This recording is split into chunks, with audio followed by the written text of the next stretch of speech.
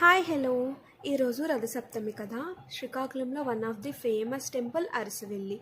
రథసప్తమి అంటే ఇంకా చుట్టుపక్కల ఊళ్ళ నుంచి దేవుడు దర్శనం కోసం ఎంత వెయిట్ చేస్తారో, ఒక డే ముందు నుంచే ఇంకా క్యూ ఉంటూనే ఉంటుంది. ఎర్లీ మార్నింగ్ మనం టెంపుల్కి వెళ్ళినా సరే దర్శనం కంప్లీట్ అయ్యేసరికి ఆఫ్టర్నూన్ ఆర్ ఈవినింగ్ అయ్యేదన్నమాట. దాన్ని బట్టే మనం అర్థం చేసుకోవచ్చు ఎంత రష్ ఉంటుందో అని. ఎవ్రీ ఇయర్ కూడా మేము గుడికి వెళ్ళే వాళ్ళం అనమాట.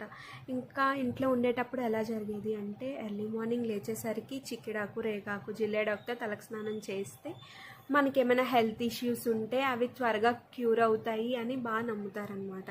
సో ఇయర్ నేను చాలా మిస్ అయ్యాను.